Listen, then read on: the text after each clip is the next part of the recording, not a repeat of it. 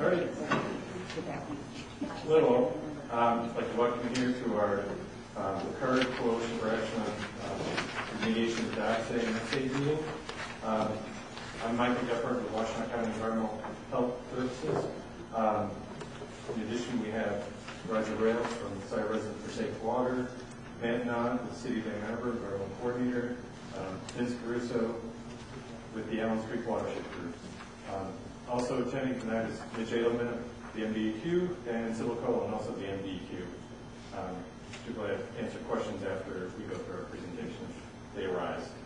I just want to give you a little background of CARD. It was formed in 2006 as an intergovernmental as well as citizen group method of affecting the cleanup and getting citizen participation in the process. Prior to that, there was an intergovernmental partnership committee that was solely included the government agencies, and we created this CARD group as a way of including the citizens and citizen groups within that process. That was in April of 2006.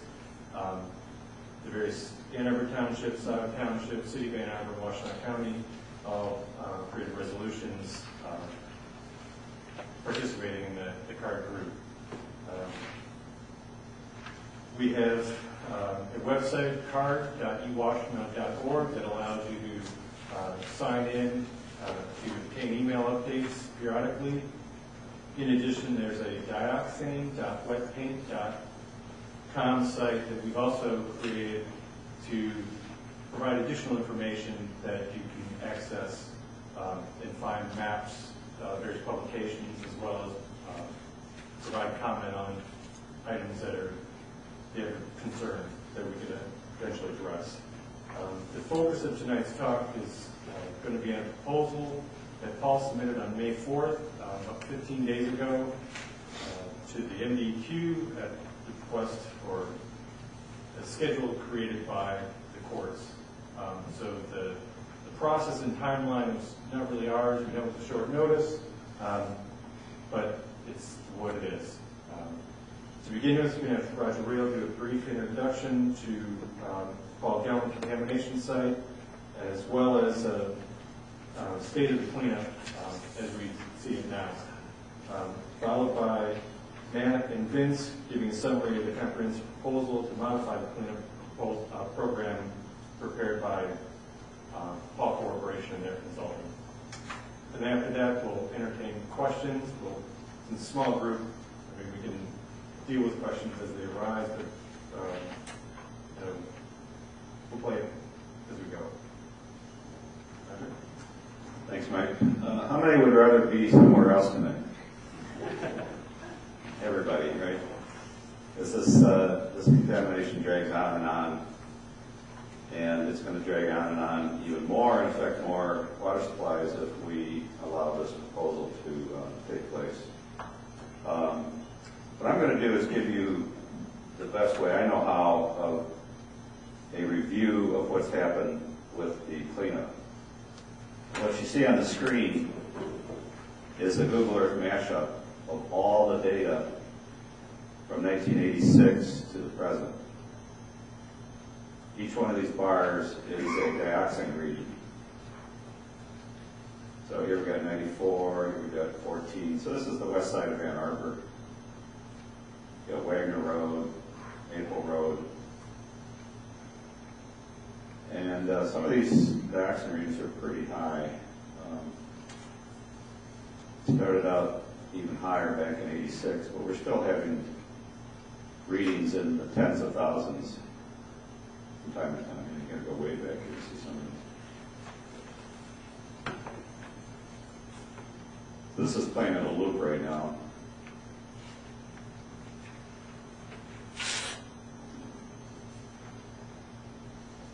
And we can rotate around on this and see it from different angles.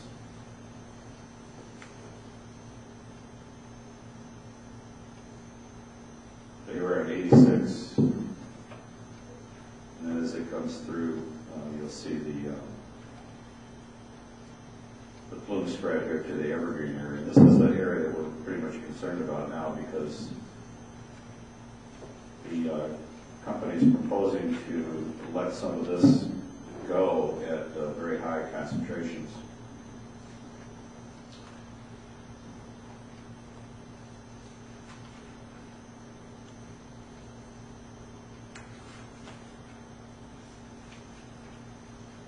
This Google Earth mashup, by the way, is available at the SIRS or Safe Water website. If you go to srsw.org, you'll see a series of links, and the second link is the Google Group site that lets you download these same Google Earth mashups. All right, let's stop this and let's bring it up to 2009. And then pan back to see how high that is. Click on any one of these points, you can get the data point for that bar. So there was a 21,500 part per billion reading in MW5B on February 2nd, 2009.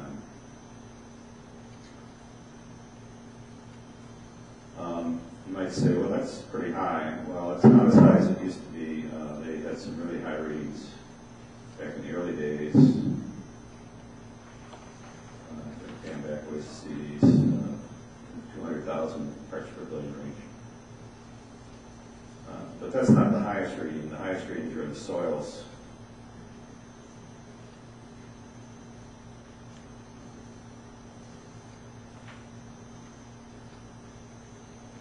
So we got a little problem with our resolution on our display, but the soils level is up around 1 million parts per billion the last time it was sampled.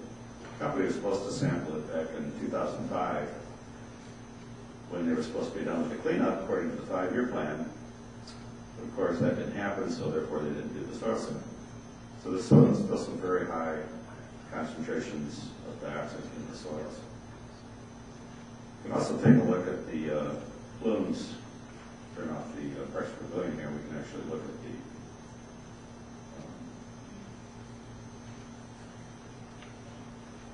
plumes, the plume maps that are drawn year by year. And we can look at these over time as well.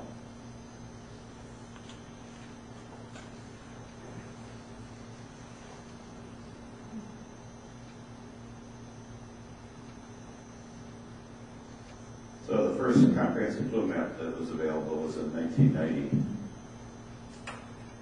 Slow this down so you can actually see it.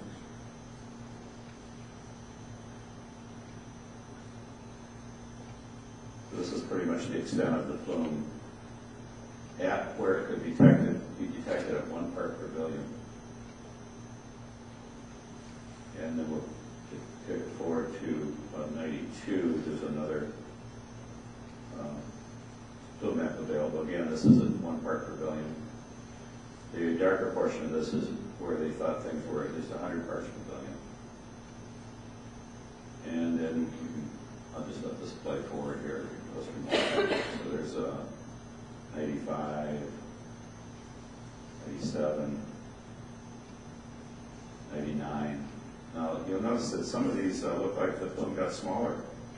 Well, what happened was, instead of drawing where the plume could be detected, they drew where the plume was at the cleanup criteria, which was, for a time, 77, is now 85 parts per billion. So all the later maps don't show where the plume is, it only shows where the plumes are at 85 parts per billion. Well, I'm going to have to pan back here a little bit, because around 2000, 2001, they discovered that they missed a whole set of deeper aquifer plumes here, the so-called E unit, DE aquifer.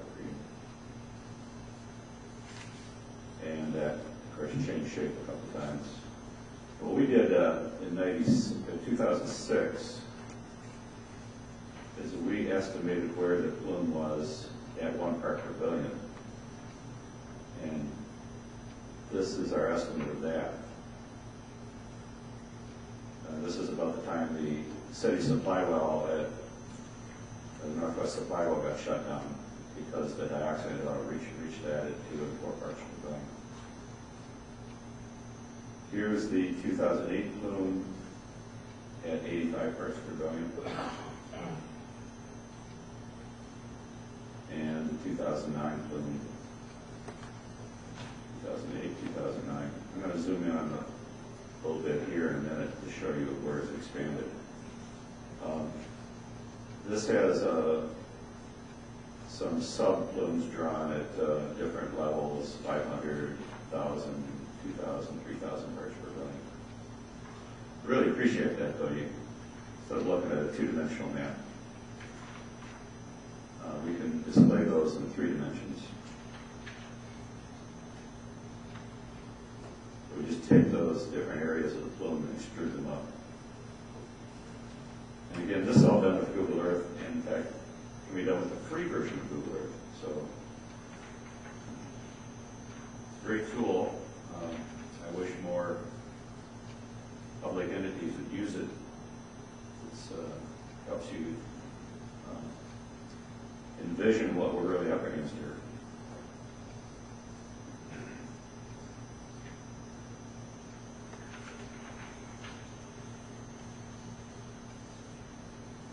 Now, because some of this E unit here is heading towards the river in an area where nobody uses the water, there's no wells supposedly in this area. And so we don't have to tear up all the curb and gutter neighborhoods throughout the city where people are using city water. The court established a prohibition zone.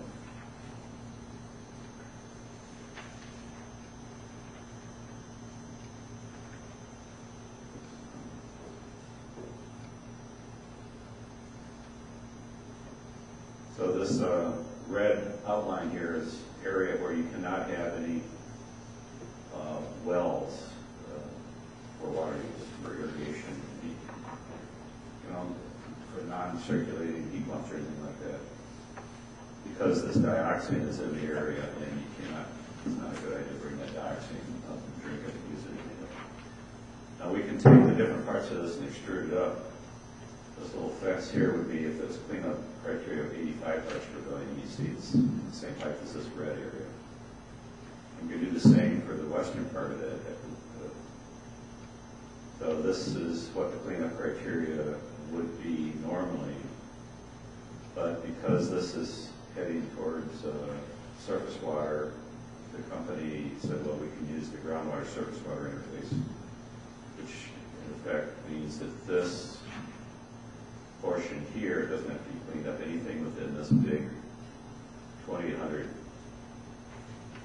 parts per billion fence does not have to be cleaned up. This is at Maple Road, so there's not much past Maple Road at this point. So it didn't seem like too much to give up. And then it was going to be 85 parts per billion back here at Wagner Road.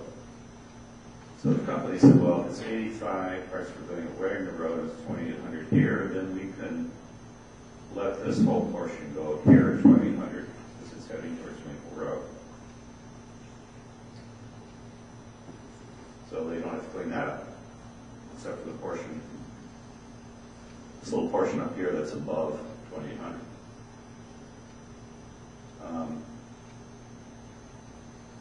That's a lot of dioxin just to let go, but it seems like a done deal. I mean, when we heard about this, we thought maybe there'd be a gradation, like a step function here, so that all this dioxin would be let go like it is. But that's the way it is.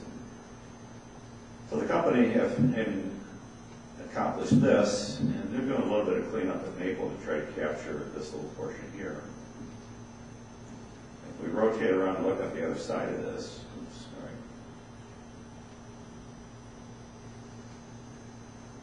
There's this portion here. It's part of the evergreen bloom.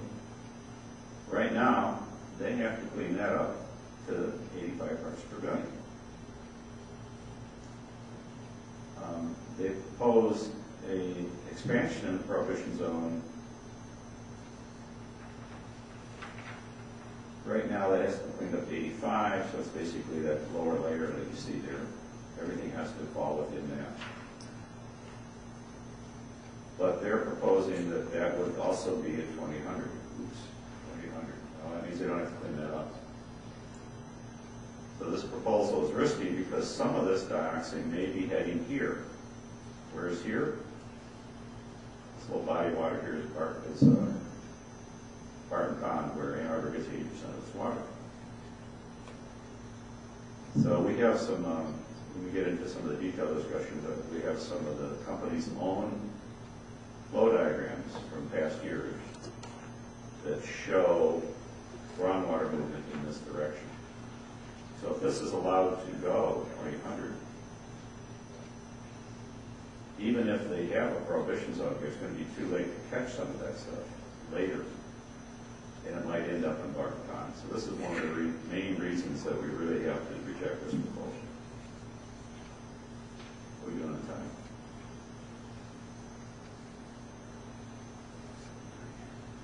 Okay, I got time to show one more thing.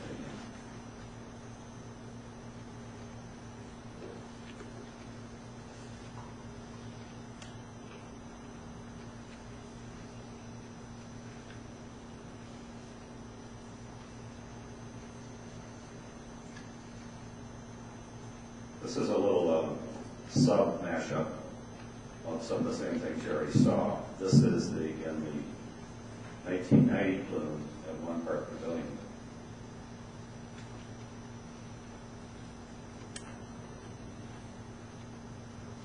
And then compare that with what, after 14 years of cleanup, what the plume we think looked like in 2006 at 1 part per billion. So we went from this to this in 14 years of cleanup.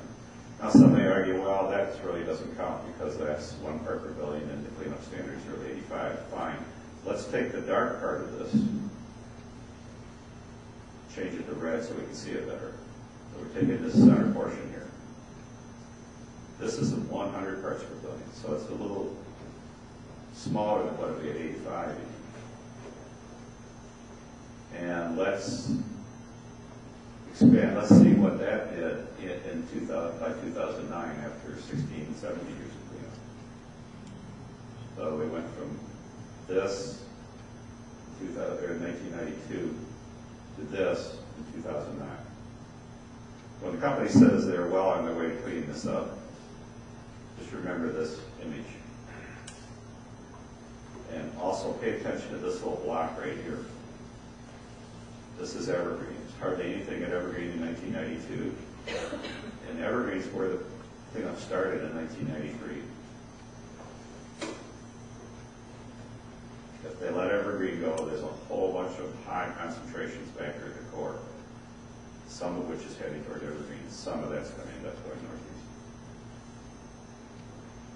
Roger, as you show the contrast there, you show the red area in the west really contracting substantially from the 1990 diagram to this one. Was that coincident with the much accelerated purging that was going on?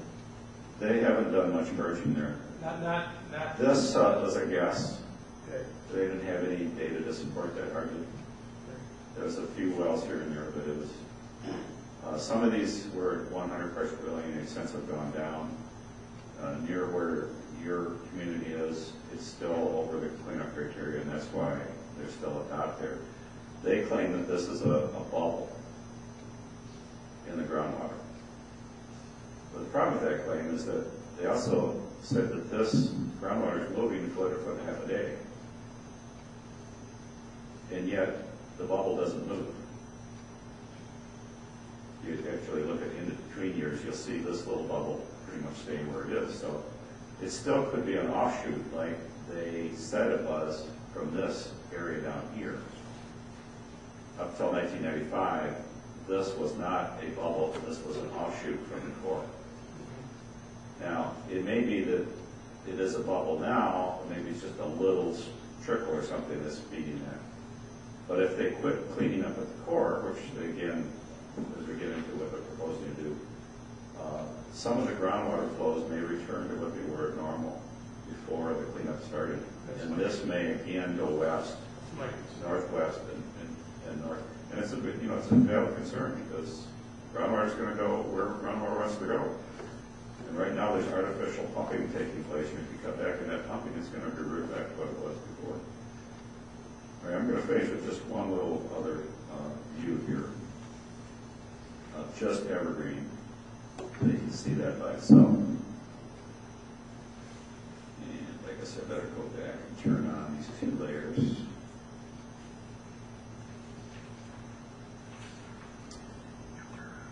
So we're zooming in here. One of the nice things about this latest version of Google Earth is you can build in some tours, and the tours actually change the time, not just your location, but the view and the time span. So I've got some views here of the, evergreen bloom. So we can look at it in, let's say, 2008. Turn on.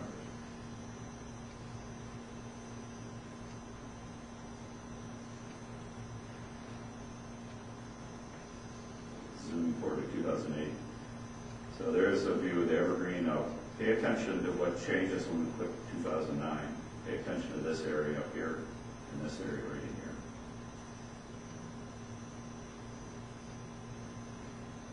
So, this is what they said the plume is in 2009. This is what they said the plume was in 2008.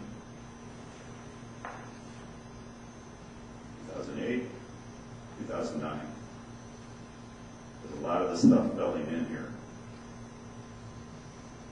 It may be from the reduced pumping that's already taking place.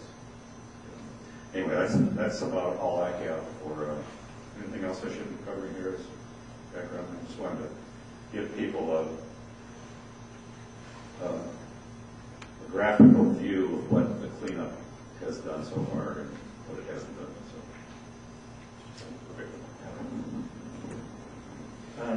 I would add, currently they're pumping from the Maple Village parking lot and doing re-injection in the wells there. I believe they're down to 50 gallons a minute, re-injecting 25 in each well. Their original plan was to pump 200 gallons a minute. Due to well fouling of the injection wells, they've had to reduce their extraction. So there's reduced extraction there. One of the wells Roger spoke of in the Evergreen area is 83. They've had issues with extracting groundwater there. Having the well being capable of extracting groundwater. I forget what the specific rate they're supposed to be pumping, but they're down to about 15 gallons a minute. So, I mean, again, even before this proposal, due to site conditions, they've had reduced pumping. And what outcome that is, we're not quite sure yet, because if things change, it is the cause of the proposal, essentially. It gets them out of issues that they're dealing with. Actually, I just want to interject one other thing here. One of the mashups we have is all of the wells on the site. These are all color-coded. With this projector, it takes up too much of the screen, so I keep the key off. But they're color-coded and shape-coded. So here are some wells that are at Maple Road. This is using a Google Graph API, so you can generate the graph. One of the things you'll want to look at when you look at this yourself are some of these wells that are still very high in the Evergreen area. Still going up. Here we are, 12 to 1400 parts per billion. So this is all there for the viewing. And afterward, if anybody needs any help getting this into work. And I encourage the local governments and the state government to actually use some of this stuff because it's available and it helps with decision making. When the company shows graphs of things going down, might want to take a look at some of these that aren't going down. They're still going up very close to the edge of the plume. Where is this dioxane going? It's not being cleaned up.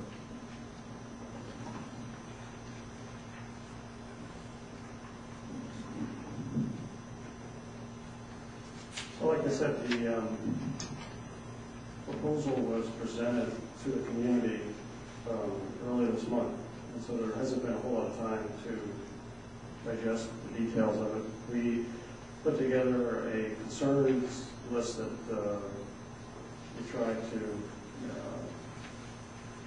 provide our concerns for this proposal. And we'll just quickly go over some of these real quick to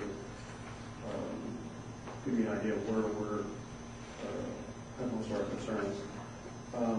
The comment period for this proposal has been, well, typically they're 3 months in length. This one has been considerably shorter. The judge has ruled that the public comment schedule would be reduced.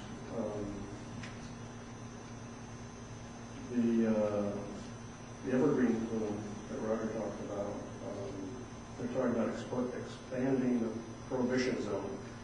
So originally that was to be cleaned up to 85 parts per billion, and now it will go to 2,000 parts per billion, which is a considerable, larger amount of dioxane. As well, that will be movement to the north. That prohibition zone increase is approximately a 50% increase to the north of the existing prohibition zone. PLS's justification for expanding this prohibition zone is not something that we support. It may be that they want to reduce costs, but we think that since they're responsible for cleanup, that the prohibition zone should not be expanded.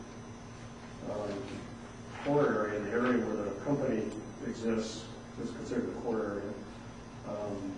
They're proposing that that be reduced in criterion so that they would be allowed to determine amongst themselves whether they should do significant cleanup there. That's in the proposal. They propose to cut the purge rates from 1,300 gallons per minute to 800 gallons per minute. It's a 38% reduction. We don't support that. They're also proposing cutting back on sampling 45%. Once again, maybe an effort on their part to reduce costs. There currently is no contingency plan for some of the worst case scenarios. If this plume does move to areas that are not being predicted on these maps. And one of the more important concerns we have is if this plume does move to the north towards Barton Pond.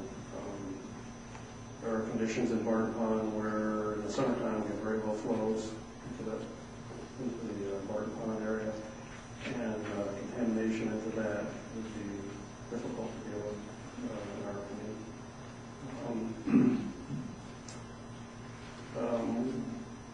One interesting thing that we've learned in recent months is that someone who studies groundwater contamination in California has called this the mother of all dioxide groundwater contaminations in the U.S. Something that we're not particularly glad to have heard from him. I'll go ahead and let Matt fill in some of the more salient details here.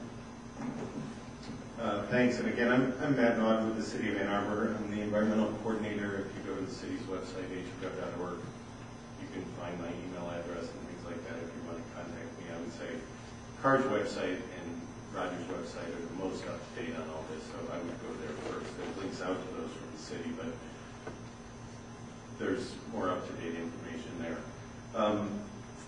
First, I want to remind people that might not have been involved in this that this is involved in the court with Paul and the MDEQ. The city doesn't have any standing in this, nor do the townships.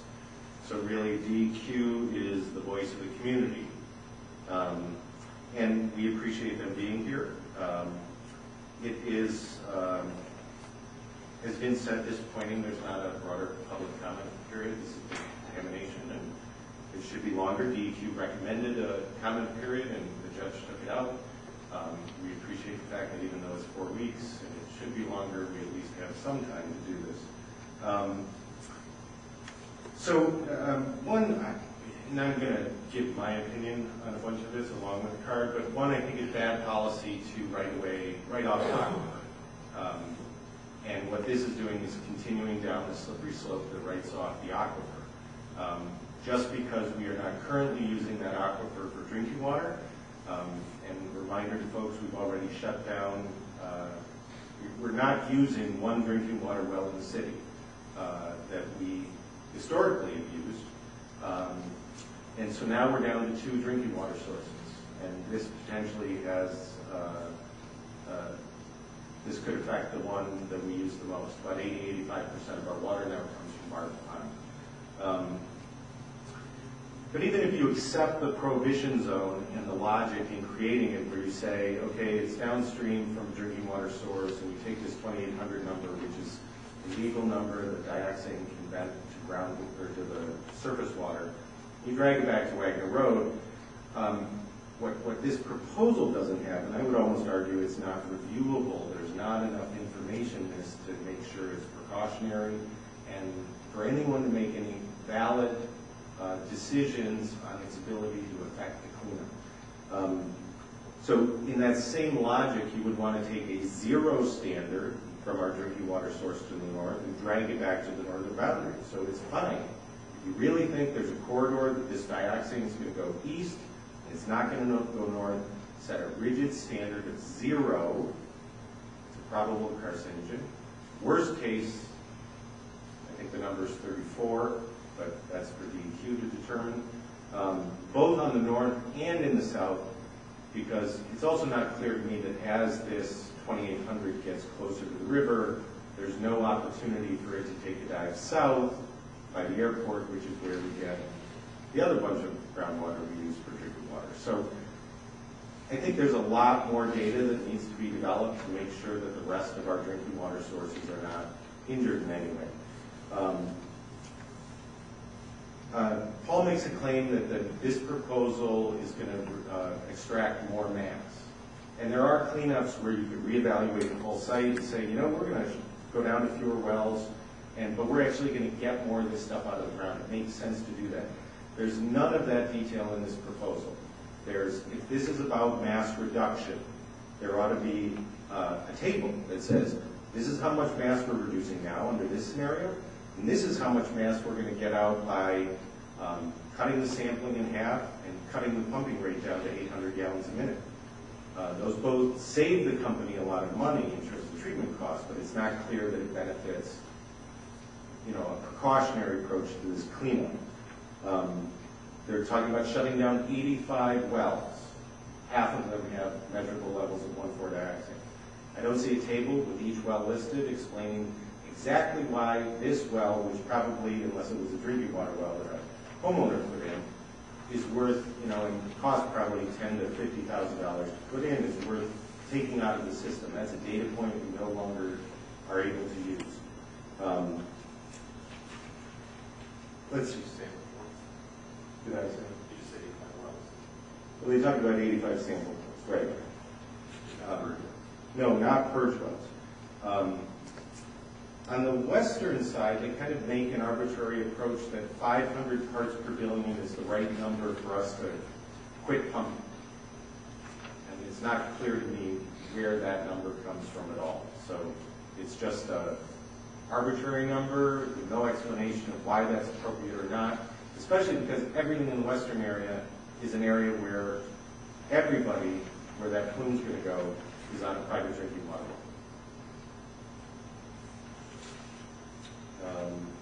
There's also a pipeline proposal. The folks should read this.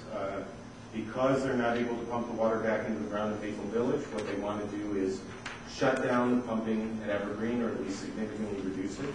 They want to take 2,800 parts per billion of 1,4-dioxane, bring it to the surface, close to the surface in a pipeline, run it up Dexter, so right from the corner of Maple Village and Maple and Dexter, run it up to Allison and connect it to a pipeline they already have that brings contamination from the Evergreen area down. We have some serious concerns about bringing 2,800 parts per billion from somewhere over 100 feet down to 20 feet down, and if there's breaks and all kinds of contingency plans with that also. As Vince said, the contingency plan is something we've talked about for a long time here. They only have a limited number of ways to deal with groundwater. And one concern is if you expand this prohibition zone and all of a sudden it gets outside that prohibition zone, one thing you try to do is just keep expanding the prohibition zone. Well, there has to be serious consequences to not keeping it within this corridor that you've been granted that saves a huge amount of money on the cleanup and takes away water rights of residents in the city. But as you move this prohibition zone farther away from where all the treatment area is and deeper into neighborhoods, it's harder and harder to get that water back anywhere to get treated. So then there's a lot of construction. None of this, without a contingency plan, this proposal is, I would say, is non-reviewable. And even if you assume that everyone's doing the right thing, this cleanup has had an incredible number of surprises. So if anything, we should expect something to go wrong and have a plan for when that happens, with a variety of different scenarios before this is approvable. Will the judge see it that way? Well, that's a question. My last comment, I'll be quiet because I'm taking more time than I should. I think one of the things, and there's a list here of things we think that DEQ really has to push. And one that's not here is they need to fully engage the Attorney General's office to bring agency and community concerns into the court. As Roger said, the graphics that he's been able to generate, Roger gets incredible kudos for doing this all on his own time and trying to take an incredibly complicated place, messy cleanup, and try and bring it into some dense, understandable package for regular folks. But too often, the Attorney General's office, they're the representative there. And to date, I don't think it's been as strong a case that's been brought forward. And so I think that's very important.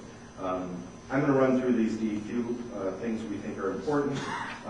There has to be a demonstration of Paul claims minimal risk from this expansion to the drinking water. I think we have very different care factors on what minimal risk is. And I would say right now it's unacceptable.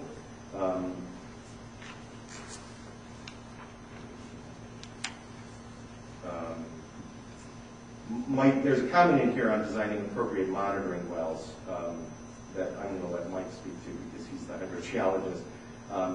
We've always asked for a court-appointed special master, someone to help bring the complex science into the courtroom, something the court can do and the court has not done to date, but I think it's a point worth reiterating that this is somebody with a technical background that can help the court understand and arbitrate among the parties. So we're asking for that again. I mentioned a full contingency plan before any revisions to the strategy. Again, a stringent standard on the northern and southern boundaries, otherwise this does become a slippery slope and all of a sudden all of Ann Arbor is a prohibition zone, which also means every underground storage tank and every other person who has a contamination problem in town will be looking for ways to use the fall prohibition zone to make sure that they don't have to do their cleanup because no one's using the groundwater anyway, and it's already being written off. And the other thing is, and it's something Roger's asked for a long time, is requiring an estimate of the existing mass. How much do you think is there? Because if you're really after mass removal, how much is there? How much are you predicting you're going to take out every year? And what are the performance standards?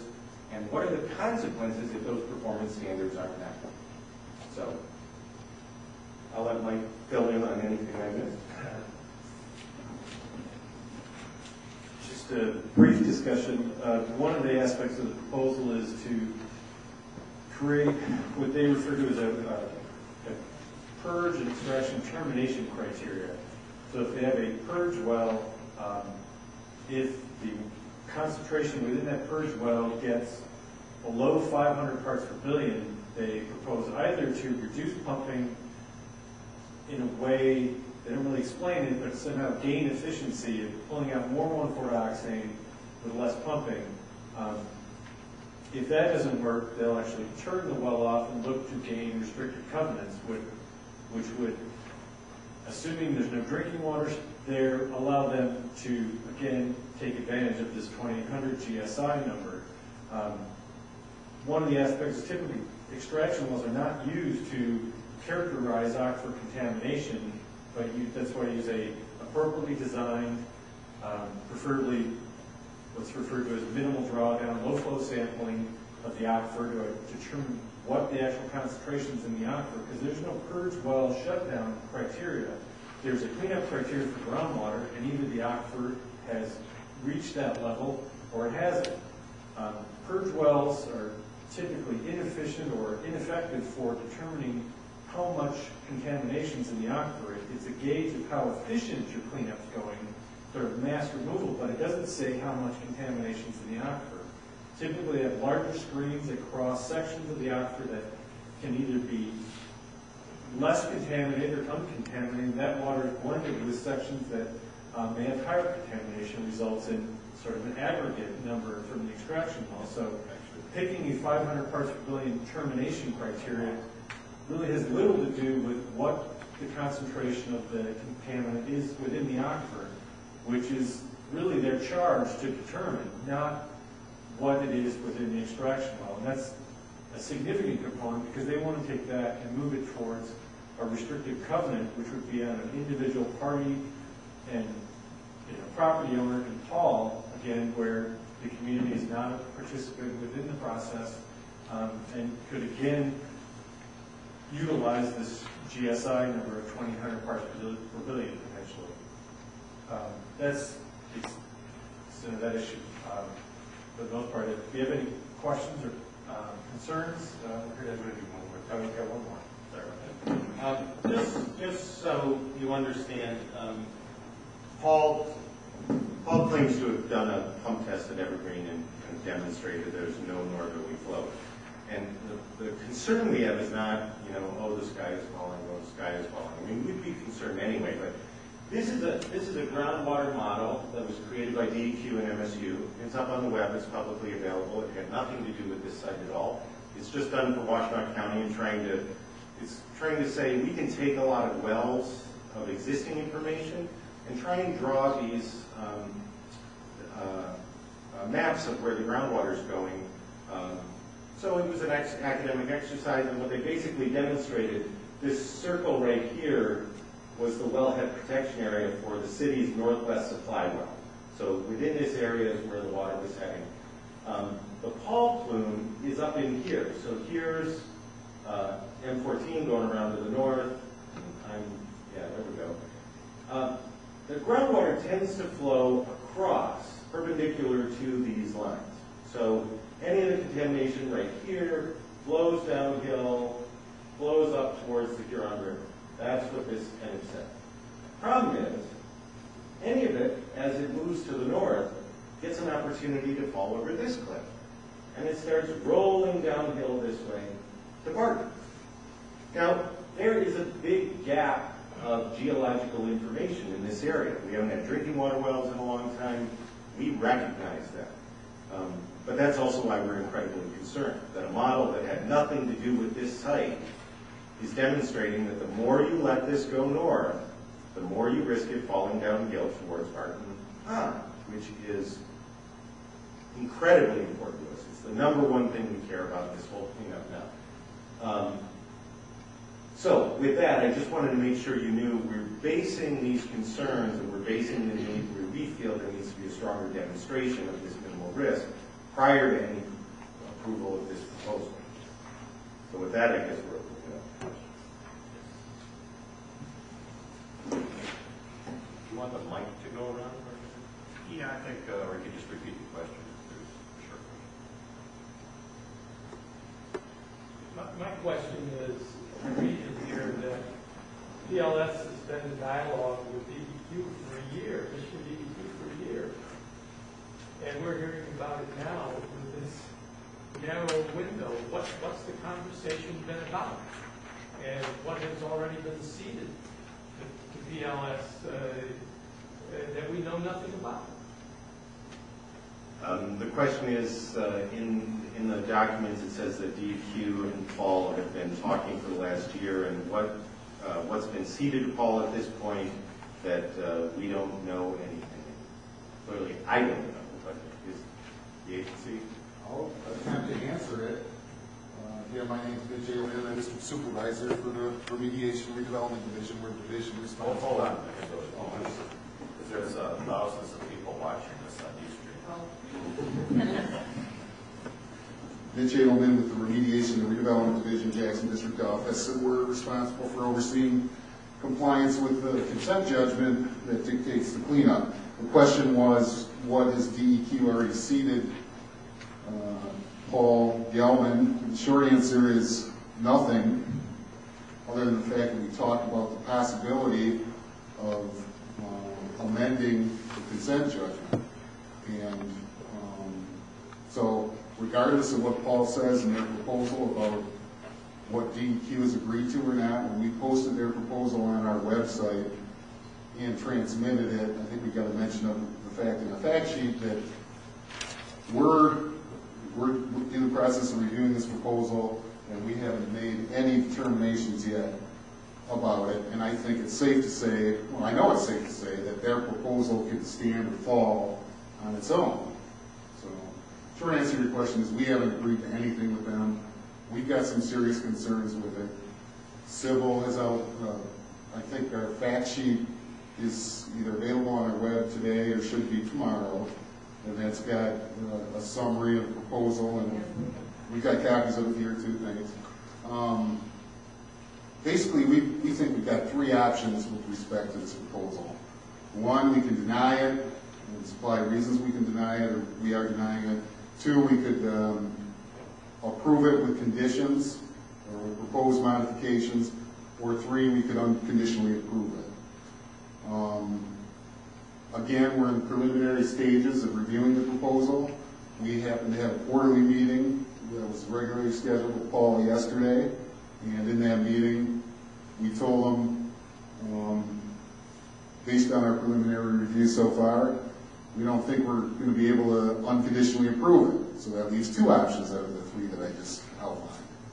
And given the fact that we're in court on this, and ultimately the court is going to decide, I think whether we deny with reasons or propose modifications, there's probably going to be additional discussions that need to take place with Paul and likely with the court. Mitch, if you guys have been talking to him for a year, and If you indicate that you've been talking to him for a year and the only thing that really came up was that there was going to be an amendment to it, what have you spent the year talking to them about? And what would lead them to believe that they could include that line in this, unless it's an outright fabrication? Well, I didn't say that's the only thing we were talking to him about. I said we didn't see anything. And I can't say specifically what we said because these were under the guise of there were attorneys involved and there's attorney-client privilege stuff. All I'm saying is the proposal that's out there can either stand or fall on its own. We're in the process of reviewing it, and I can tell you right now we've got some of the same concerns that we're identifying tonight. but it almost seems like that this was a surprise to you guys that they came up with this. That you have no indication that this was the direction it was going to head. I expected to see a contingency plan in their proposal, for specifically related to, I mean, we all knew, including members of at least the CARD technical work group, by virtue of Paul's submittal of a map that showed a possible prohibition zone. I don't know what the date on that was. You know, several things it might have been January 2009. That they were looking to propose a possible expansion of the prohibition zone up into where the evergreen plume is right now. I wasn't surprised to see that, but I think it's, without violating any discussions we had with them, let me reiterate that we share some of the same concerns that I heard expressed here tonight about the need, and we're on record, you know, they did a water level study of the evergreen area, Paul did. as a prelude to their preparation of this proposal for everybody's evaluation. And we've reviewed and commented on that proposal. We said that generally we thought they did a good job. We had some concerns, specifically that a lot of the results that they were relying on for determining that the groundwater flow direction was generally to the east as opposed to the northeast were heavily dependent on one well cluster. And therefore we requested that they install 2 more well clusters to provide us additional comfort that their projection of an easterly flow direction in Evergreen was more, just give us additional comfort. They put in 1 cluster out of the 2 requested clusters, and we'll evaluate those data in conjunction with our evaluation of the rest of the proposal. Just another question. Now, the judge did allow for the public comment period. You guys inserted that, trying to squeeze one in, which we appreciate that. But also, too, what is your goal with that public comment period? Are you looking for some validation of whatever position you guys take? Because in 2004, you guys didn't really want the public participating, and that's why ours was formed. Paul actually kind of fomented the people getting involved in the public meeting in 2004. Well, I don't agree with your characterization that we didn't want public input in 2004. Well, you cut me off when you talked. That's okay. I mean, that's not going to be. Yeah, but the thing is now you want the public comment. What's the difference now? I mean, what are you looking for from us to give you at that public meeting? Is it ammunition to go to the judge and say, look, all these people are opposed to it? Or what is it that your goal is with it? Well, I get it. I'm sorry, what? Is it the list what the MDEQ must that you got provided on this form? And if that's the case, you say you agree with some of them, not the others. Can you tell us which ones and why you do not agree with all of them? Well, what I'd like to do, if people don't mind, is, and we're going to have a public meeting on the 27th, but I've got a copy that we can put up on the screen of the criteria that we think we've got to use to evaluate their proposal against, and those criteria are included in the consent judgment that we have, the law, which is Part 201, and the rules associated with the law. So I cut and pasted them like a hard copy. We can put them up on the screen. And short answer to your question is, I think we're looking for the public's reaction to their proposal in light of the criteria that we have to use to evaluate and help us in our assessment of their proposal relative to the things that we've got to consider in our law. Will we ever know which of you agree with some of them? Will we ever find out which of those you don't agree with some of the other ones? Or? The question was, I'm sorry, were you done? I didn't want to get No. The question was, will the public ever find out what the DEQ agrees with and what the DEQ disagrees with? And the answer is yes. The public will ultimately find out when we react to the proposal in writing, which we're obligated to do under the court order by June 15th, right, Sue? June 15th?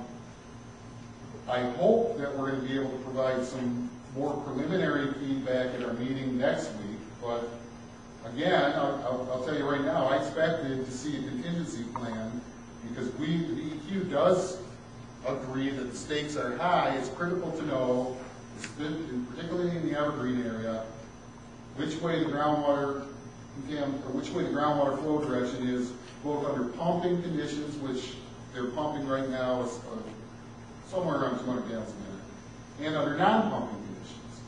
So it's critical to know that with a greater degree of certainty than we have now. And I use the term certainty for a couple reasons. One reason is because long-term and short-term uncertainty is one of the criteria, or 2 of the criteria that we need to use specified in the rules. So the public will hear in writing by June 15th. And I just wondered if there's anything you could give us now to inform us about why there would be some that you are more in line with than others. As we're preparing our own comments, you said you agree with some, and I just don't know which ones those are and why those more than others. And should we address all of the things that are on the MDEQ that are on our list, or should we? I mean, there was a guideline to start from, I guess. No, but I'm saying, if you inform from that, I don't know which of the ones you're trying to get or why you're not trying to get the other ones that are on. Well, I want to be careful here not to put words in anybody's mouth. You know, I think it's our job to let everybody know what criteria we need to use to evaluate this proposed plan for these guys. And to give you, as time allows, within the short time frame that you've all been given, give you the benefit of our thoughts on how those criteria apply to what the Well, proposal. that's what I'm asking about. It's if they don't come to 15 feet, already our comment period's over, so Yeah. we don't have that information. Well, again, on the 27th, and if we want, I can put up here tonight a summary, it's basically paraphrasing the different sections of the consent judgment, the law and the rules that we're going to use to evaluate. And it's just a new area. These are all new areas, and it's just trying to. I think the strength will often come with getting in a line and understanding. I mean, I'm a little suspect of everything based on our history and what we've gone through. I mean, when we started the Protect Our Neighborhoods group, one of the things was we had to fight to not have pipelines come through our neighborhoods, which tonight I appreciate. Matt said was one of the things we don't want, but that's what we had to fight to get back then. You guys didn't want that. So I'm suspect, and I want to get as much information as I can to know where the strength areas are that we really should, because I don't understand this process. I don't know how what we're going to do is really going to help, but I want to make sure we do is the right thing and as strong as possible. And that's one last thing that I wish it would be great if, since Matt did mention the concern about in the Evergreen area, the concern about the pipeline, about bringing, from 100 feet down, bringing possibly carcinogen up to the neighborhoods in a pipeline, which should be avoided, which was one of our whole reasons for starting this group. It'd be great to me if that was also included on this MDEQ must list from CARD. That really is one thing we should try to do is avoid bringing those carcinogens up through pipelines through the neighborhood when there are viable commercial public areas that produce them. Not sure. Sorry. Go ahead. I'm still trying to understand what's going on in the last year. There's been conversations that are confidential and lawyers have been there. My question is, who represented the citizens in these quarterly discussions and interim conversations that are now confidential, and who were the lawyers representing us? Is it assumed that DEQ was representing us? Were you our surrogates there, or who was? Yes. There was no one. us and the Attorney General's office. And yet, you were meeting with them quarterly. We were getting no information back from you guys quarterly. We get it at the 11th hour with all of this stuff that's been talked about and expected to make sense of it, much less come up with some substantive, thoughtful, defensible kinds of reactions. Actually, we meet, Sybil attends the CARD meetings every other month. I attend meetings quarterly with her, the township, with the subgroup of the CARD group. Although we haven't had any discussions specifically again about anything that was talked about with the attorneys present, again, I'll say the proposal that they submitted has got to stand or fall on its own. The DEQ has not formed any opinion about it prior to us having received the proposal. In fact, we didn't even know everything that was going to be in it. And so we're going to use the criteria we have under the consent judgment and the law and the rules under the law to evaluate. And we welcome the public's participation in assisting us with evaluating it, the proposal in accordance with those criteria. Yeah, it's true. I sure would like to see what you think the criteria are. Okay. It's true that the DEQ's been meeting with us, but it's also true that they couldn't talk about this particular proposal. We got an inkling because the company accidentally released the Evergreen Prohibition Zone on one of their maps with no explanation whatsoever. It looks like they're trying to expand the Evergreen. we saw it on the map, there's no written explanation beyond it. And the DEQ couldn't even confirm that that's really what happened because it was a matter of the court. So that's the problem with having this in front of the court, especially in front of the court where the judge doesn't seem to want to get involved in the details. So I don't know what the answer is. If somebody knows Judge Sheldon, maybe talk to him, or maybe he reads the newspaper. I know he reads the newspaper. Because Tracy Davis' article came out, and a week later, after, 2 or 3 years of not having a hearing, the judge scheduled a hearing, so I think Tracy's article actually prompted that. But, I mean, this is a really silly way to handle a community issue like this. It really has to be dealt with by everybody. You can't have just a few people meeting in secret making decisions for the rest of us. Because it's going to be our water we have to drink. What, if anything, is appealable from this court? And is there any way of getting the fence into all this? What if anything is appealable? We can always file a contested case. We won a substantial part of an earlier contested case when all the local governments and SRSW joined together. But it's going to take a lot of money to do that. It's better not to have to do that. It's better to convince the decision makers ahead of time that, hey, there's a better way to do this. Let's do it. Why is the judge suspect? I mean, is there some history like that he isn't being? I truly don't know, and maybe you can answer. I know. I can't answer that. I don't know. But it seems to me there's a big question about what decisions he makes and is he being informed? Yeah, the question is, why is the judge making decisions the way he is? We don't know. In fact, this last hearing wasn't even in public. Last hearing wasn't even public. It was in his chambers, and the only people in there were the Paul Gelman lawyer and the assistant AG who represents the DEQ. I think this might be a good question to take through political channels. Who's actually making the decision on this? I don't think it's Civil and Mitch. We don't know who's making decisions at the DEQ. We don't know whether the decisions are making it across to the AG and making it down to the assistant AG before they go into these hearings. None of that.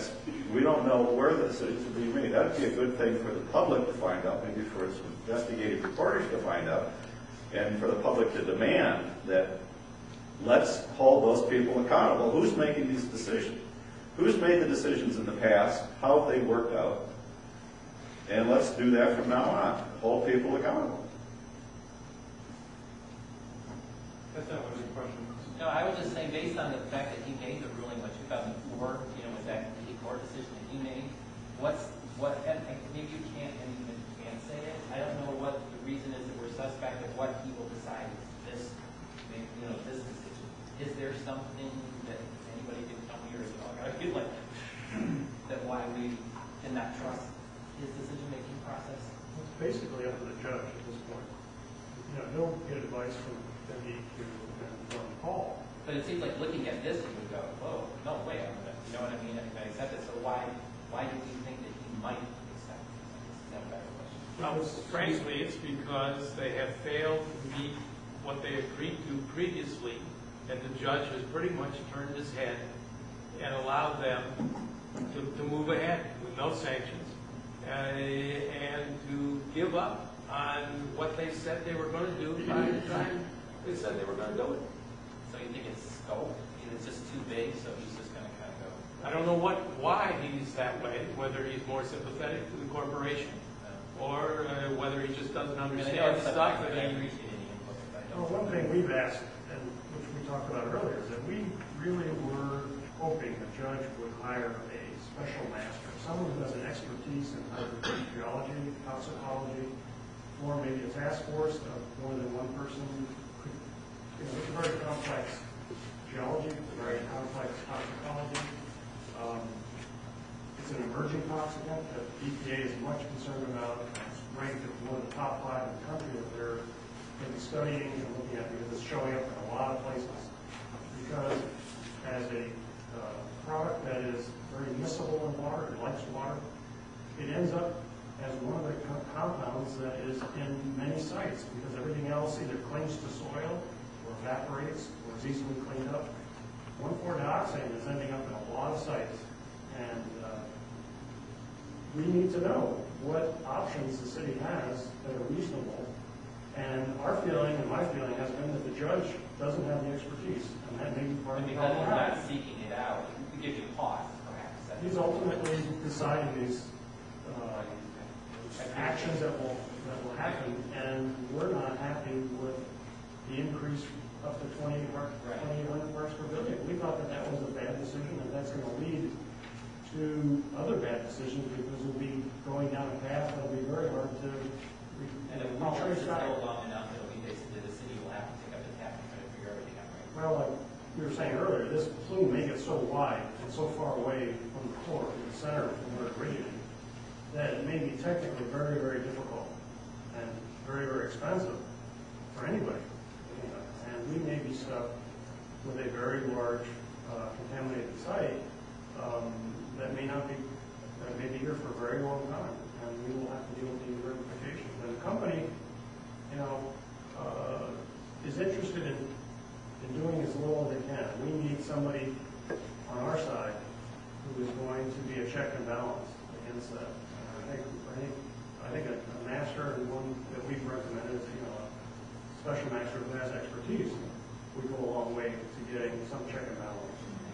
I know that's what you're Kind of speaking to the judge's thoughts, I guess there's two other documents that preceded this proposal, and they're the scheduling order, and then there's a follow-up order that revised the schedule. But within that, essentially going along with the process of, it speaks to expanding the prohibition zones, it speaks, DEQ had originally included a timeline for public comment, the judge removed the public comment period, or formally within the timeline. Yeah, So, I thought that would have been a red flag.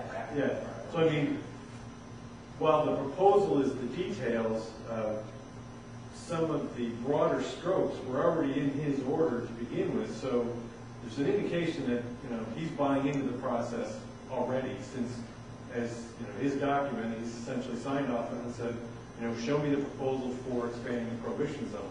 Show me the proposal and timeline to address these issues. And by the way, don't include the public comment period. The DEQ has graciously included what they can within their 6-week window to grow to 4 weeks of public comment to add to their process. But the judge removed it, so those are indications. That's the history. Yeah. With comment 2, Mitch talked about a water level study that was done for what's referred to as the Evergreen area on Dexter and Arbor between M14 and Maple. That study turned off extraction wells and reduced pumping for a period of time until no pumping, and then watched the water level change over time. One aspect of that is, while that was done at the localized area of Evergreen, there's still about 1.5 miles of flow between the Evergreen area and our critical water supply issue. So regardless of what outcome, which way the arrow points, it still doesn't say what the pathway is between Evergreen and Barton Pond. When you look at Roger's map, the core Evergreen plume goes northeast, there's a finger that goes northwest, it makes a 90-degree turn, so nobody can say definitively at this point it's only going to go in whatever direction it leaves Evergreen. I think that's a big issue, is regardless of what arrow direction points, there's still a lot of geology and hydrogeology between the 2 points that has not been evaluated, and nobody can say what it is. There's indications from the MSU study that there's a potential for flow in that way, and I think that's enough to say, it's a risk to the environment and for the criteria for monitoring. More study needs to be done before expansion can take place. You have a question? With the criteria that you put up there, those were some legal clauses, were they, in that 1995 Act or whatever? Was that from? Are you guys afraid that they're going to box you in legally where you can't get what you seek in terms of for the public? Is that they can force maybe an interpretation of clauses of acts and stuff like that where you're kind of stuck and you can't do what you would like to do? Did you guys hear, everyone hear a question? I don't think we're... What's your review? The question, to paraphrase, is the DEQ afraid of, given the legal constraint, the law, the rules, and the existing consent judgment, are we afraid that we're going to be boxed into making a decision that's Not what you or the public would want. that's not what the DEQ or the public would want? And I think the answer to that, from a DEQ perspective, is we're obligated to pick remedies that are protective of public health, safety, and welfare, and the environment, as determined by the legislature.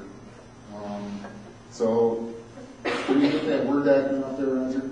I know there was a mays and shalls kind of thing, and those can be obviously be open to interpretation, and I did like that, so you. I'm going to be careful and say the criteria the DEQ are going to use to evaluate the proposal are based in the law and the rules. And our overall goal is to assure that remedies that are protective of the public health, safety, welfare, and the environment get picked. And in our review of this proposal, if we identify areas that we don't think are protective of public health, safety, welfare, and environment, we're going to make it be known to the company and the judge and the public. That's our job. So, does that answer your question? Well, I guess the thing is can they say, oh, but the law should be interpreted this way, and it kind of cuts you off. The question is, can Paul say the law should be interpreted a different way than the DEQ thinks it should be interpreted?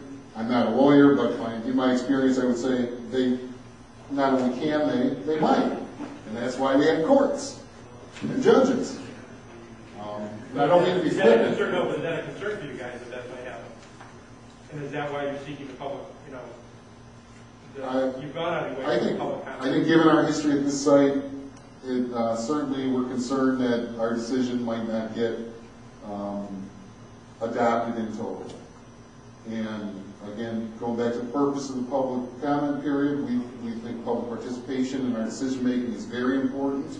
Our goal here is to inform the public about our decision making process and criteria, and seek any input the public has to help shed some light on either anything we might have missed or anything else. But again, I would encourage people during the public comment process to focus on the criteria that we're required to use. And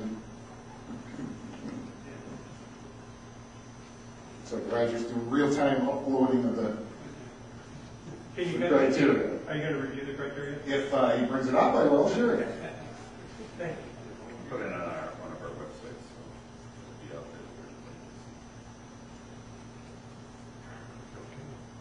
there. And the first part of this is going to be a section right from the consent judgment that talks about modification of the consent judgment, and it says essentially that the consent judgment can't be amended unless the parties agree. I think it's an important part. That's this part right here. May not be modified unless such modification is in writing, signed by all parties, and approved and entered by the court. And then remedial plans, work plans, and other submissions made pursuant to this consent judgment may be modified by mutual agreement of the parties. That's from the consent judgment. Now we get into the actual statute, which is Part 201 of Act 451 of 1994 as amended, otherwise known as the Natural Resources and Environmental Protection Act. And again, it's Part 201, which is the environmental remediation part. And I highlighted, I'm not going to go through all this, I'm going to point out a couple salient points here. Realize that the consent judgment first was entered in 1992. So, Section 2A1 sub C is highlighted here because this what rules here. An enforceable agreement with the state entered into on or before May 1 of 95, any person under this part takes precedence over this 1995 Act. But notwithstanding that, upon request of a person implementing response activity, the department shall approve changes in a plan for response activity to be consistent with sections 18 and 28 of the Act. So what that means to me is that upon request you can insert Pall here. Upon request of Pall, the department shall approve changes in a plan to be consistent with section 18 and 28. Now, a little bit of legislative history on this Part 201, which was passed in June of 1995. This act used to be known, its predecessor was Act 307, formerly known as the Polluter Pay Act. The concept was those who did cause contamination were responsible for cleaning it up.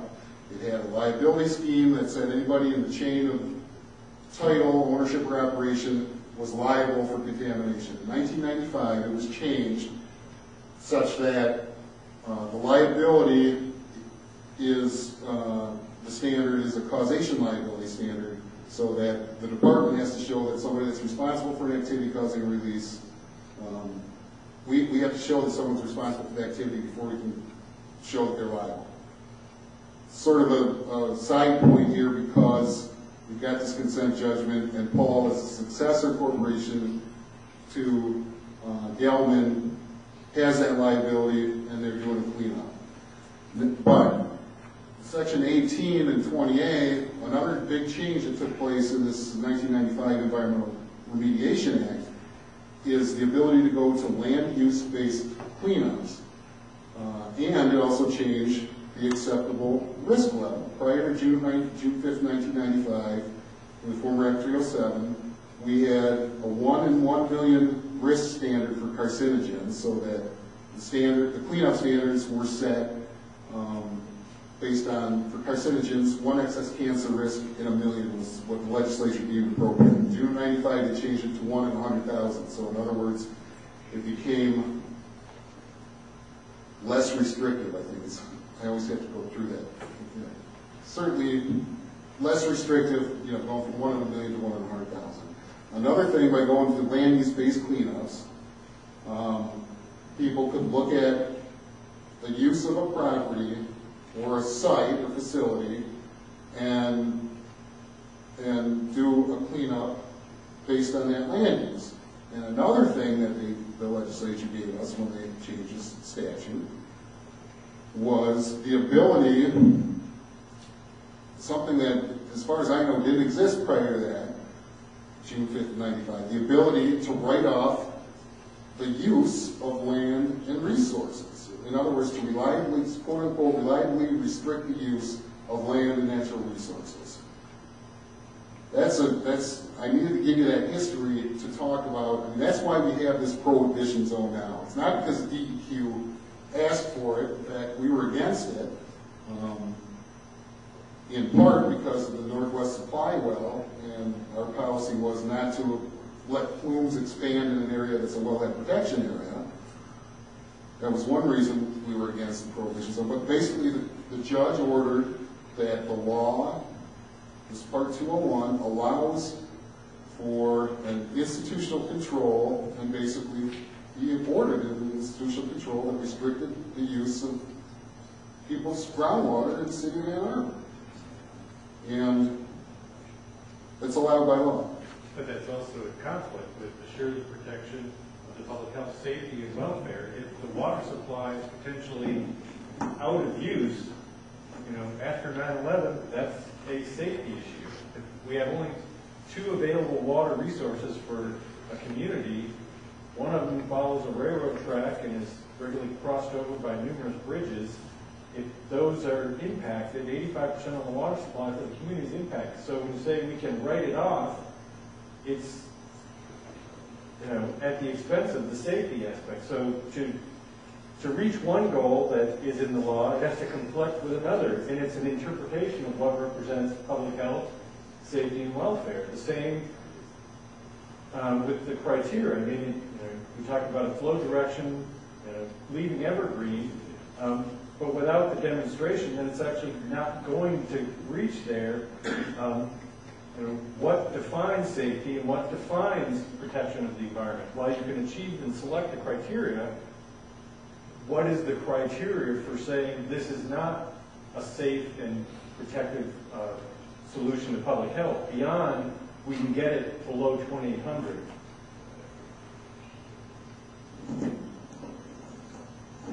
Try and answer that.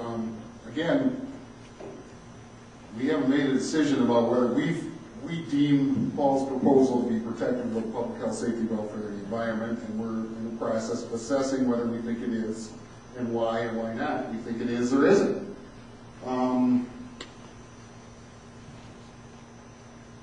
Okay, I highlighted, this isn't exact quotes from section, I call it 18, it's actually section 20118, section 18. The department has to assure, we already talked about that.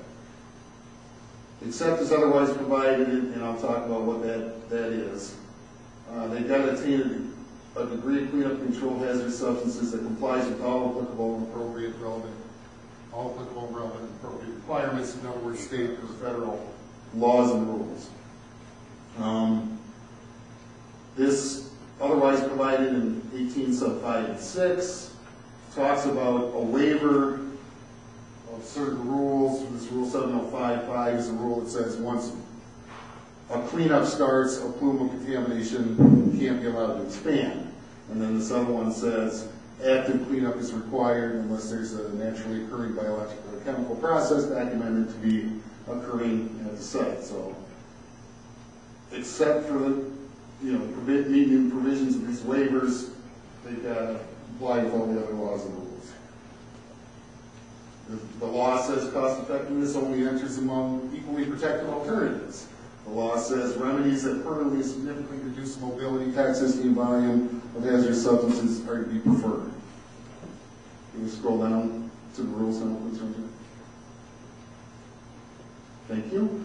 And, okay, two main rules here, 603 sub 1, and 601 I didn't highlight, but that just basically reiterates, in my opinion, what the statute says, that remedies have to be protected. But when the department is selected, here's the criteria. When the department is selecting or approving a remedial action, or when another person is selecting remedial action, all the following shall be considered. The effectiveness of an alternative in protecting the public health, safety, welfare, and the environment. Long-term uncertainties, I mentioned this in response to the question over there. I think and when I met and talked about a contingency plan, I talked about a contingency plan. What I'm talking about when I'm talking about a contingency plan is, I think the department will likely come to a decision or conclusion that if the prohibition zone were to be expanded to the north, there needs to be a robust groundwater monitoring system to determine whether compliance with the criteria that end up getting selected is happening or not. And if not, what's going to be done as a result of lack of compliance. So that's what I think, when I say contingency plan, I want you to hear robust monitoring and contingency plan to address something unexpected. So long-term uncertainties I just talked about, the persistence, toxicity, mobility, and propensity to bioaccumulate of the hazardous substance.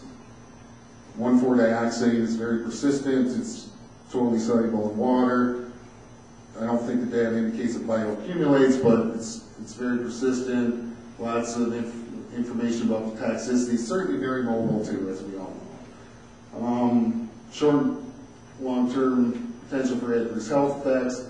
Cost of remediation, only considered it among equally protected ones. The reliability alternatives, potential for future remedial action costs if an alternative fails. I think if we look at potential expansion of the prohibition zone and the risk to a large municipal water supply, that has to be recognized as a cost that would need to be borne if the remedy fails. Well, I have a question. I always thought that some of the dioxane, one of the problems was if it runs into the Barton Pond or the Huron River, and that's the water we drink. What about that? In other words, is it possible for the city to filter out the dioxane in the process, from the drinking water, and then is that one way to do it? Can it be done?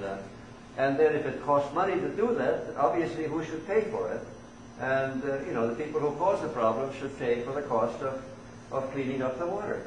I mean, and the water is drinking, if the drinking water is bad for us, I mean, that's clearly you know, a serious, there should be no question even to a stupid judge.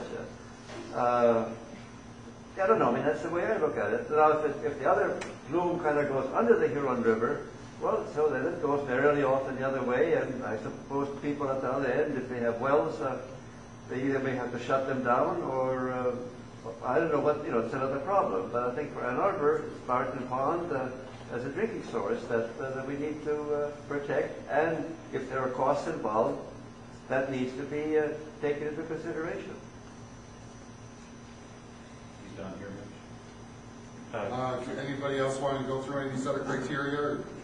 Or I would just respond real quick to the drinking water stuff. One part, between the existing Evergreen and Barton Pond, there's still residential wells, so they would not be, you know, have the resources to include any treatment or, and there's not a city water system available to connect to. So, I mean, there are areas that don't have the options available regarding the cities. Yeah, just real quick. We've done some studies as to whether our treatment plant what it can do for 1,4-dioxane, and there's, it seems like there's some ability to reduce the levels at low levels, but we're actually not sure why. But we've done some, well, in other words, we've done some bench testing. It may be a biological layer on top of our sand filters that cracks the dioxane, but we see a result, but we're not quite sure why. We never wanted to get that far. You know, the other issue is it's not clear that the current city water system has the capacity to just put all the townships and everybody who's on a drinking water well on city water. So we never want to get to that point. Clearly, it's Paul's responsibility, but I don't want to be the one that has to retrofit the water plant because there's 50 parts per billion of 1,4-dioxane coming in at Barton.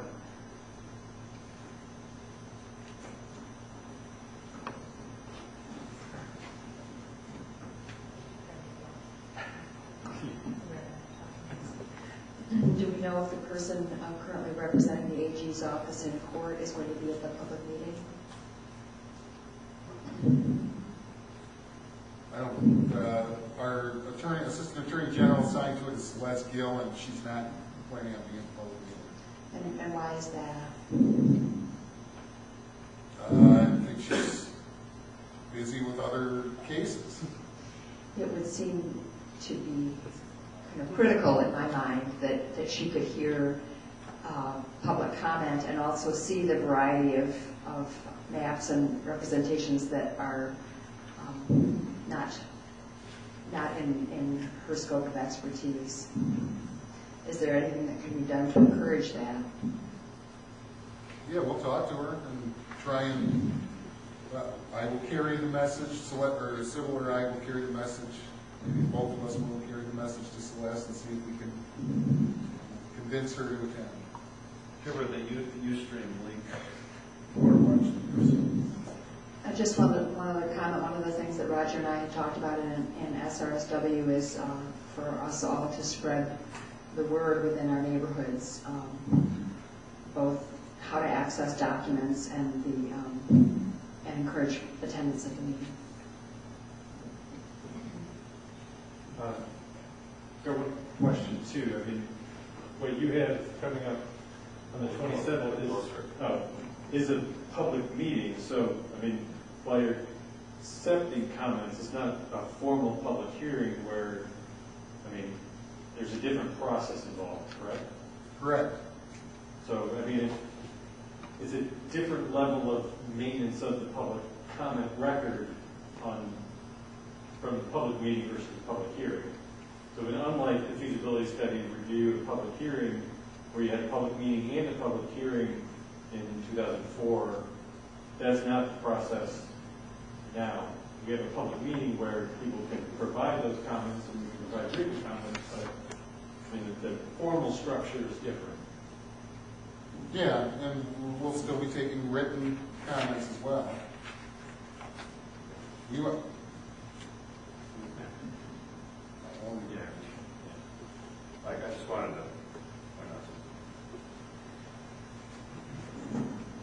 been talking about the city of Ann Arbor water supply. I don't have this for the city or for Ann Arbor Township, but I have here the properties in Scioto Township. So here's all the people on Dexter Water, here's all the people on Loch Alpine Water, here's all the people on the city water that Scioto buys, and here's all the people on wells. And you'll notice there's still some properties here that would be on wells except they're vacant. So if those are ever developed, they can't be, they're in the plumes, they're not, those property values have already diminished because they can't just put a well down. You can't, you know, if you're going to have irrigation well, you can't do it privately. So, I mean, we could do this for the other jurisdictions, but you can imagine that the same kind of density takes place over here too. Right north of M14 in Ann Arbor Township, there's no water supply. So that's right in here. All in here is going to look just like that. I probably should get the file so we could mash up the same thing. You know, that's one of the things that, again, when the decision makers can look at all the facts in one place, maybe we can make sure the right thing happens. But the judge hasn't seen anything close to this. Anything close to this. What the judge is seeing is still 20-year-old technology. A piece of paper with a map on it, usually black and white, two-dimensional. You can't get somebody who doesn't want to get involved in the details to understand, and it's probably not possible for one person to understand just looking at separate maps. But now we have the tools to mash all this stuff up together and sit down and use this as a decision-making tool as well as a presentation tool. And it's a crime that we're not using this, and it's a crime that the judge isn't seeing it. Yeah, so we need some other questions here. The question that may not be answerable here, but my question is, prohibition zones are one thing, attachment to the titles on properties are another thing. Are they, given the law and the criteria, just roughly equivalent? Is it just is attachment to a property title that the proposal is requesting, is that sort of equivalent to a prohibition zone, or? Well, I think you're talking about, there's a statement under the expanded well prohibition zone for evergreen plume. I think the last bullet requires deed restrictions on properties within the zone. My understanding of Paul's proposal as it relates to the evergreen is that they're proposing to expand the prohibition. So I think this is a misstatement in here that deed restrictions are required as part of the proposal in the evergreen area. No, that's not to say that it's not a diminishment of people's rights to use their water. I'm not saying it. I mean, that's what it is, and that's allowed by law. If these other criteria are satisfied. Any other questions? I have one. I'm going to go back to your display here. The criteria you're going to use. And one thing caught my eye when it said, once the cleanup begins, the plume cannot get any bigger. Right, absent a waiver of Rule 755. So they've had a waiver all along? No. So why are they not already being held in contempt again for the evergreen plume getting bigger? Because the consent judgment as it stands now isn't, the rules were not in effect until 10 years after the effective date of the consent judgment. And we did, if you'll recall, Roger, in our decision document for the 2004 Unit E decision, talk about the need to get a waiver of, I think it was rules, it was, yeah, that Rule 755. But the court, by virtue of its order, took away our ability to do that, I guess is one way to put it.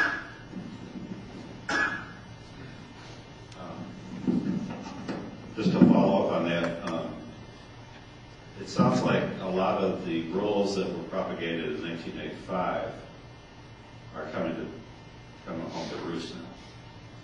That we can't be guaranteed a clean water supply because of the rule changes in 1995. You said a lot of these things came about then, so it's, I mean, to me, they're almost like sleeper cells that are coming alive now and coming up to bite us, that we can't get what we should deserve as citizens because the part-time legislators at the time, you know, this is part of what you get with term limits. You get people that can't learn all the ins and outs of an issue, and you get laws like this passed in record time without enough people considering the consequences. And here you're saying that because this law is in place, there's some language in the law that we can't, DEQ might have its hands tied. I'm saying in part that, in response to your initial question, that the rules that allow for the waiver weren't in place, they weren't even promulgated until 2002. The consent judgment we got was in 1992. I'm also saying that under this, go back up there, Roger, back to that section 2A sub 3. Yeah, the bold part, notwithstanding subsection 1 upon request. I think that the DEQ is of the opinion that this proposal brings into play the current rules and law, because the decision we have to make has to be consistent with section 18 and 20A of the law and the relevant rules. So we're looking at it in comparison to those criteria.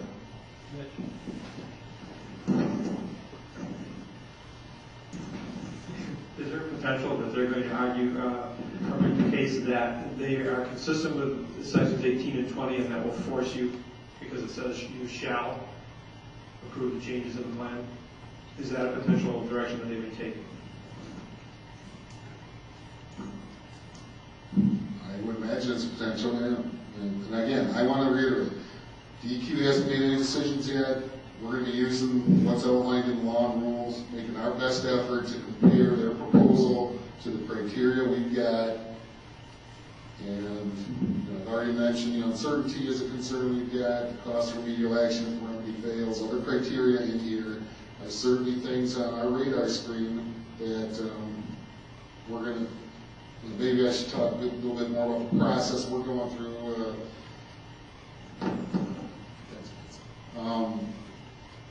Civil and our geologist Jim Koger are in the process of reviewing the proposal. We're going to do an internal, within our district, peer review of the proposal, and then we have an internal department process where we call it Field Operations Quality Review Team. It's another peer review process where we've got management from Lansing and other districts and other technical, we've got program and technical experts going over our review and the proposal.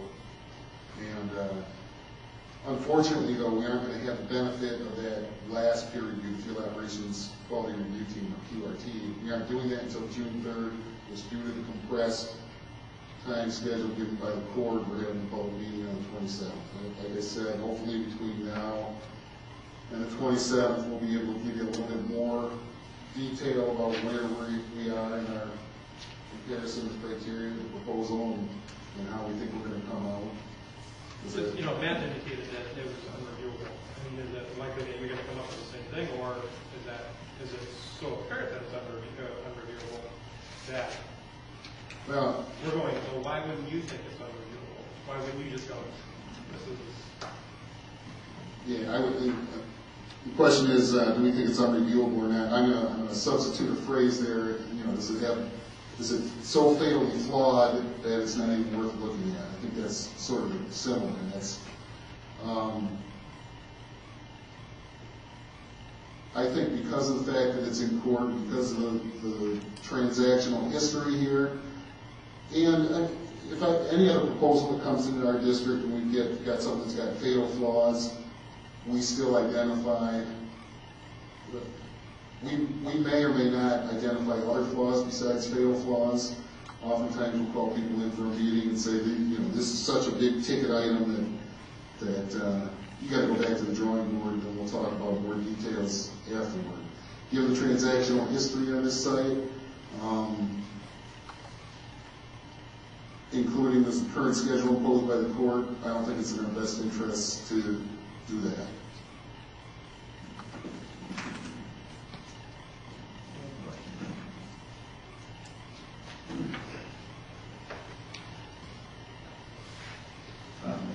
This is just a comment. I'm hoping, and again, it'd be great if Celeste would be at the meeting next week, but I would also say, to the extent in the significant reviews of the proposal, that Celeste is there, because I think there's, with all the attrition, there's a lot less technical expertise, but the technical expertise we have that's going to be reviewing this, it's not with Celeste.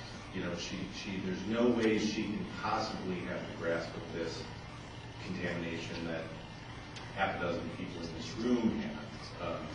Probably more. But so she has to get up to speed quickly to respond to a series of lawyers that make a lot of money, that have been working on this for 15 years. And it's just tough competition. And so I think whatever the agency can do to make sure that the individual standing up in court in front of Judge Sheldon is as up to speed as possible is only going to work to the community and agency's benefit. So, Who else? Is Paul going to be at the public meeting next week? If you're asking if they're going to participate, the answer is no. Whether they're going to be there,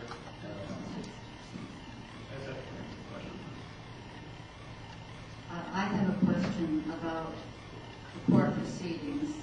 So much of what's happening now and what's happened for the entire history of this contamination has been due to the DNR originally and then the DEQ's attention to public involvement and public concern about an individual contamination site. And I want to say that through the years, the DEQ has stayed true to that part of their mandate and their self-imposed mandate that they continue regardless of what the situation is to involve the public. One of the things that's been a difficult thing for the public is that when the dispute moved into court in the year 2000, the public was eliminated in many ways from ongoing effectiveness in determining what was happening on the site. And the CAR group and the Intergovernmental Partnership and those groups were all designed to keep the public involved. However, some years ago, at the urging of some of us in the city retained outside counsel to attempt to get the city, at least, into the court case between Paul and the DEQ as a party, so that at least perhaps through the city, the public would have a voice in the court case. That council in the city did sue Paul over the Northwest Supply Well and the impact of the city water supply. There was a settlement in that case, and my understanding from city people and from the attorney was that the real purpose of that lawsuit was to establish that the city was an injured party and a separate interest and could enter the case on that basis. So I'm going to ask Matt, how are we doing on that? we're not in the case. I can tell you the attorney's office is talking with that same outside counsel. In the settlement, we haven't given up any rights towards bargaining or what we would do on that or any expansion of the pool. The settlement is solely around the northwest supply well.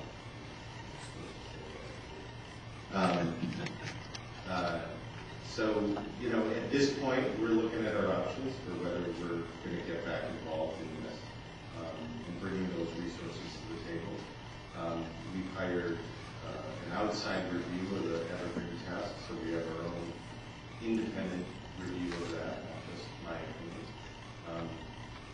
And I will keep you up to speed as we, you know, I don't think that's the answer she wanted. But. I have one more.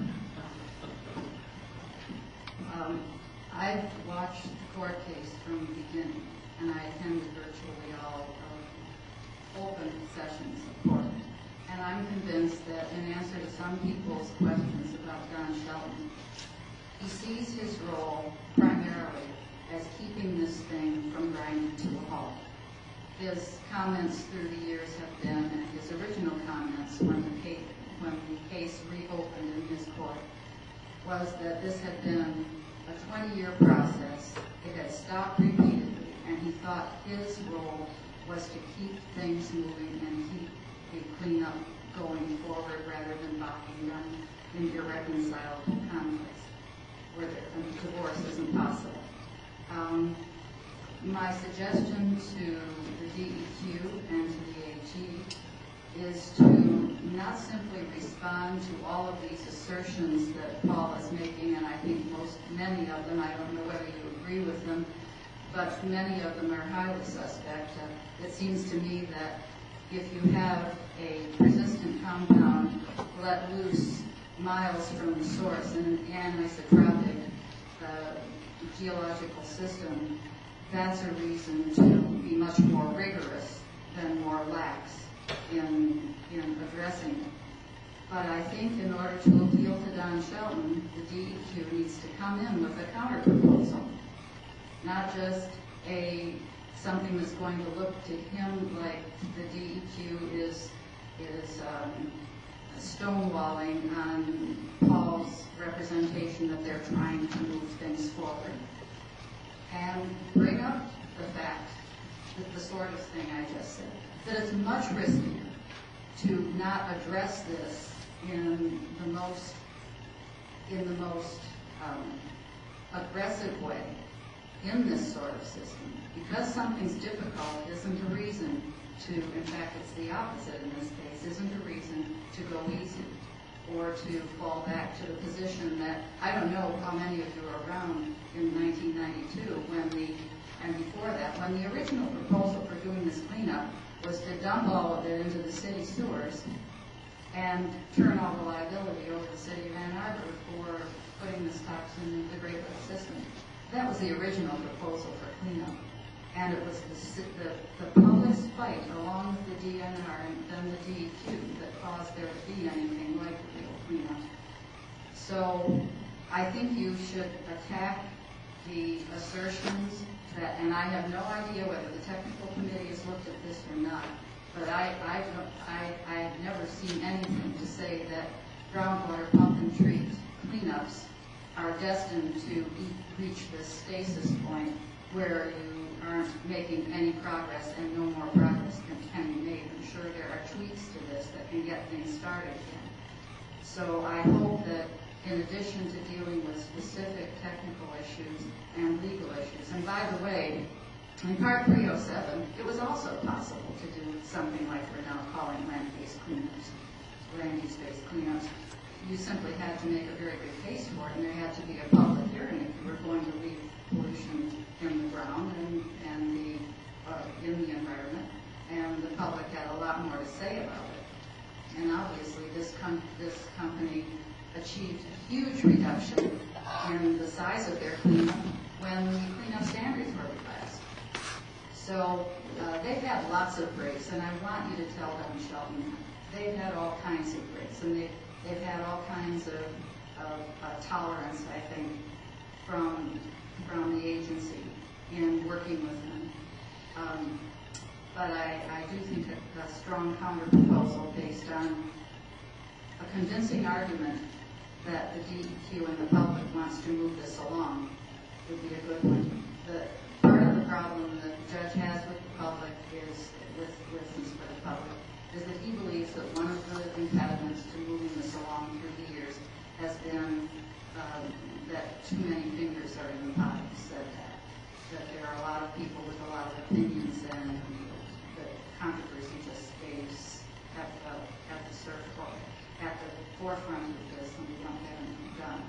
So he's trying, that's his approach, is to try to narrow things down and keep it moving, and I hope you can find a way convincingly to show him how to do that in an environmentally responsible and a publicly acceptable way.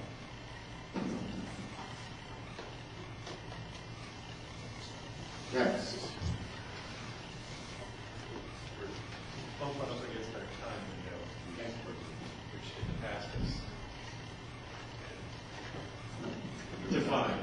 Yeah. They have to come in, yeah, usually they're then.